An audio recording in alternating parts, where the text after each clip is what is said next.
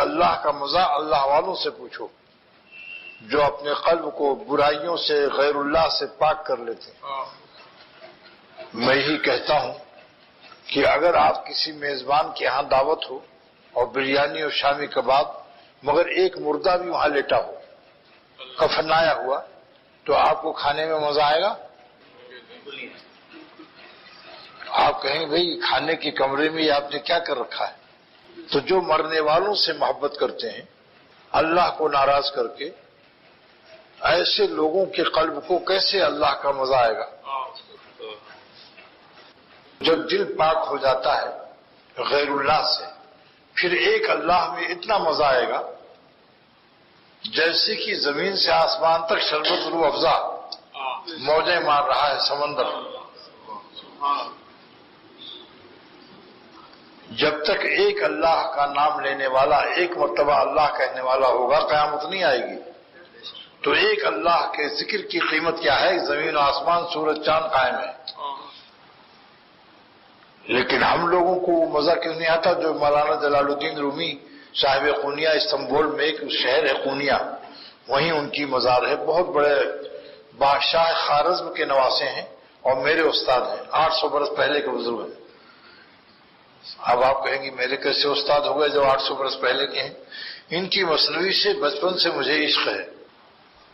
تو مولانا فرماتے ہیں کہ اے دنیا والو،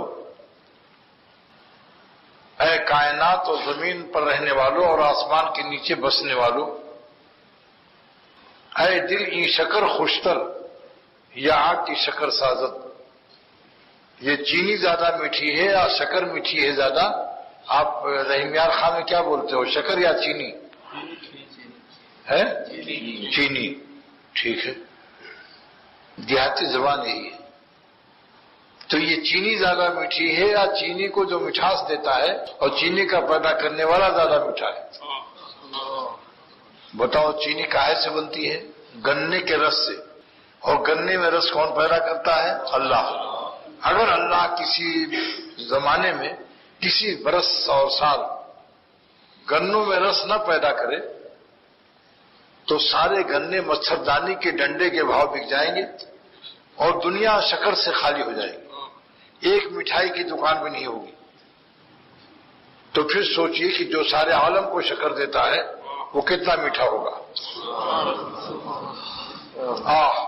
جو ظالم انسانی دنیا سے دل لگا کر مر گیا اور ساتھ کچھ نہ لے گیا، قبر کی خاک چھانی مگر کیا ملی، نہ تو مجنو ملا نہ تو لیلا ملی۔ جاؤ نزد میں مجنو و لیلا کی خبر کھود لو، آپ کو مجنو کی عشق کی کوئی داستان نہیں ملے گی سوائے مٹی کا ڈھیر ہوگا، اور لیلا کی خبر کھود کر دیکھو کوئی نمک لیلا کا نہیں ملے گا۔ تو ایسی مٹیوں پر اپنی مٹی کو مٹی مت کرو، ورنہ قیامت کے دن تمہیں ندامت ہوگی ہم کہ میری مٹی مٹیوں پر مٹی ہوئی، کسی خاکی پہ مت کر خاک اپنی زندگانی کو۔ یہ شعر میرا ہی ہے جو آپ کو سنا رہا ہوں۔ اے جوانوں، اے جوان بچوں، اپنی مٹی کو مٹی کی عورتیں مٹی کی شکلوں پر مٹی مت کرو، کسی خاکی پہ مت کر خاک اپنی زندگانی کو۔ پھر آپ کہیں گے صاحب جوانی کہاں لگاؤں؟ جوانی کر فدا اس پر کہ جس نے دی جوانی کو۔ اب آپ کہیں گے پھر اللہ میاں ہماری جوانی کو لے کر کیا کریں، ہم کو کیا دیں گے؟ ایسی جوانی دیں گے کہ بڈھے ہو جاؤ گے مگر دل جوان رہے گا۔ جو جوانوں کو جوانی دیتا ہے جس کے دل میں وہ آئے گا تو اس کی جوانی کے عالم کا کیا عالم ہوگا۔ جو ساری لیلاؤں کو نمک دیتا ہے، بتاؤ لیلاؤں کو نمک کون دیتا ہے؟ کہ لیلاؤں کو کون پیدا کرتا ہے؟ تو جو سارے عالم کی لیلاؤں کو نمک دیتا ہے، جب وہ خالق نمکیات لیلائے کائنات، اضافت دیکھیے، جب وہ خالق نمکیات لیلائے کائنات دل میں آتا ہے تو اس کے دل کے عالم کا کیا عالم ہوتا ہے؟ سارا عالم اس کے دل کے عالم کی کیفیت سے بے خبر ہوتا ہے۔